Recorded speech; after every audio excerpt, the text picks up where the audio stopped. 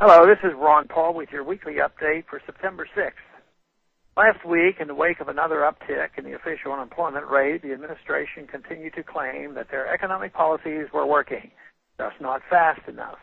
This administration inherited an unemployment rate of 7.7% and promised a peak of no higher than 8% if their policies were followed. Not only does the administration have a funny way of ending a war, but now they claim their economic policies are successful. For whom, I wonder? These policies are not working for the 9.6% of Americans who are out of work, nor for the over 16% underemployed. They are not working for nearly 3 million Americans who have declared bankruptcy in the last 2 years, or the 40 million currently on food stamps. Nearly 1 in 6 Americans depend on those and other government anti-poverty programs such as Medicaid and unemployment benefits. As more Americans are added to the unemployment rolls, the tax base from which to hand out their benefits is shrinking. Still, businesses are being taxed and regulated out of the market, adding to the problem. What solutions are put forth? More government spending, even as each citizen's portion of the public debt is over $43,000 and expected to increase by $250,000 over the next 40 years. No, this economy is not working for these people.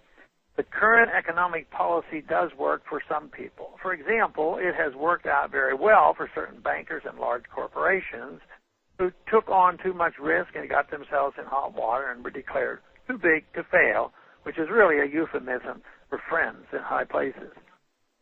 It works well for large, well-connected military-industrial corporations who can always count on perpetual war and conflict to keep them in business.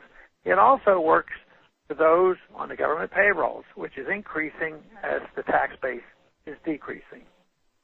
So where does the government get all this money, even as its most obvious stream of revenue dries up? How can it keep spending seemingly indefinitely? Once it steals as much from you as it can get away with through taxation, it steals even more from you through what central bankers like to call quantitative easing, which is more or less the same thing as counterfeiting. When the money is no longer based on a finite quantity of something of value, like a store of gold or silver, the amount of money in circulation is not limited by anything but the restraint of those in control of the printing press, in our case, the Fed and the U.S. Treasury. When increasing pressure is put upon them by irresponsible politicians, it is predictable that out of thin air, more money will be created to satisfy the insatiable appetites of those on political spending sprees. As money becomes more plentiful, it becomes less valuable, and the average citizen suffers again as the value of their savings evaporates.